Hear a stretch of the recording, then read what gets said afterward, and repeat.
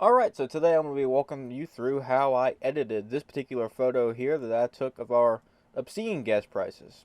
So tell me, what was the highest gas price that you saw where you live right now? When I took this photo, it was, overcast and moody like it should be to try and get this kind of effect.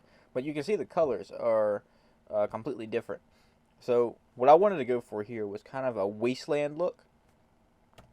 And I might actually end up saving this as a preset and titling it Wasteland now that I think about it. But in any case, um, let's go ahead and reset that, and let's start editing.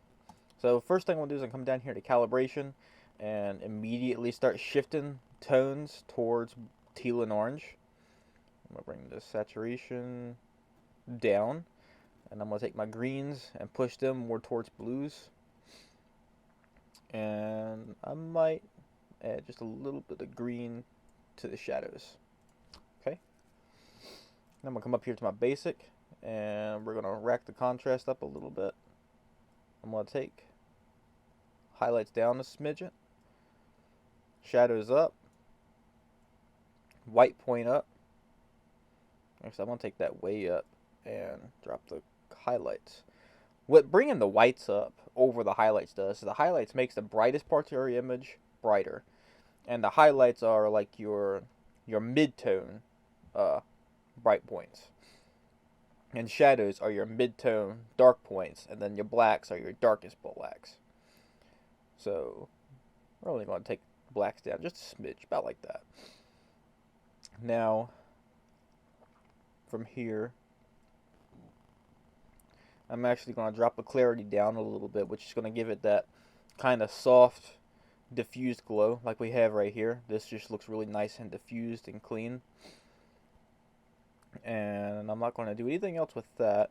I might drop the vibrance down a little bit here. I'm going to go into my tone curve, and I'm going to add a medium contrast. I'm going to get rid of this point here, and I'm going to drag this up just a smidgen, not a lot, just a little bit.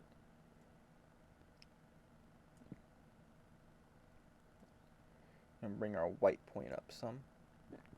I'm going to go into our RGB tone curves. I'm going to add some points, because now I can add teal selectively into very specific areas. So I'm going to push a little bit of teal into here. Actually, what I think I'm going to do is I'm just going to do a contrast curve, a color contrast curve. So we'll do that, and we're going to add an S curve to all of our channels. That's going to relatively mimic each other.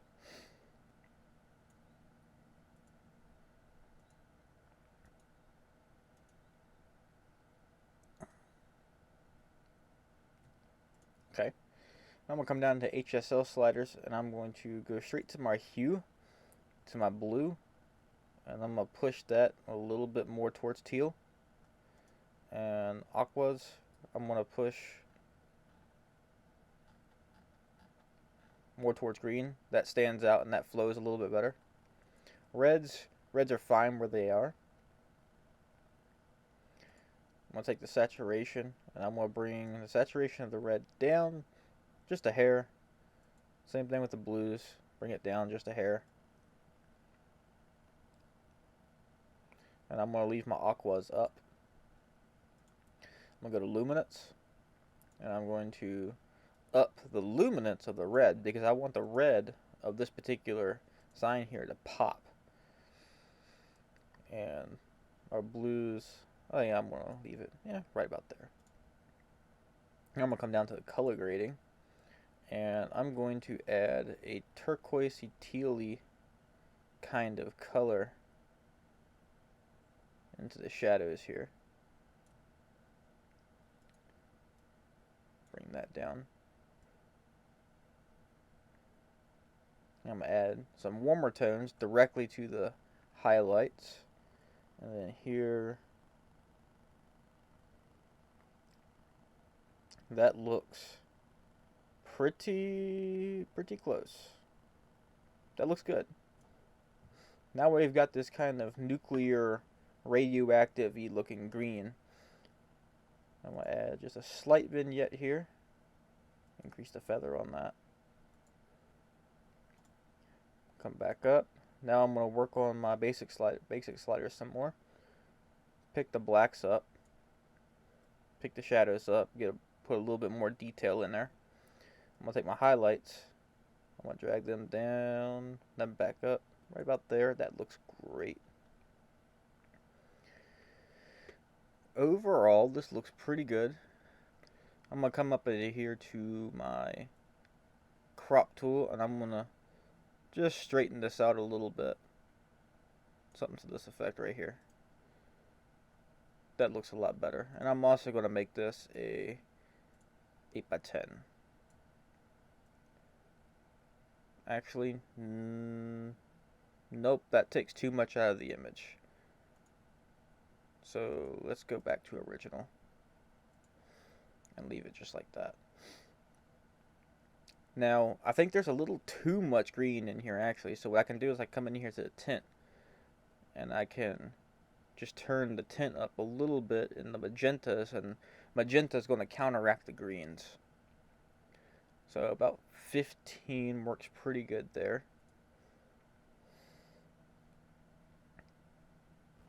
And actually, about where it's at, I'm really happy with. I think that's almost exactly where it was. And at this point, I would just do a little bit of basic sharpening. Press and hold Alt, drag the masking slider up until we have highlighted the areas that we want to sharpen, which that's fine. I'm just going to add a touch of noise reduction, touch of color noise reduction. I almost always add a little bit of color noise reduction because I do a lot of specialized color work. And it's easy for the colors to start breaking down. And as we can also tell, this is a JPEG image, not a RAW image. So this photo actually looks really amazing to have been pushed as far as it did for it to be a JPEG.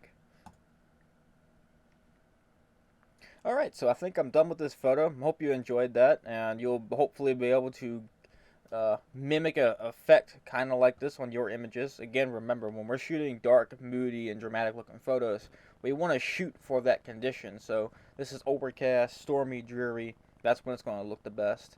This effect is not going to look that great in broad daylight. Actually, I know firsthand that this particular settings, it just doesn't look good in broad daylight at all. But in any case, thank you for watching. Don't forget to follow me on Instagram. That's where I post all my photos. That's where you can see a lot of my photos. And my website, codyfrazier.com. And if you enjoyed this video, don't forget to like, subscribe, and comment. And I will see you on the next photo.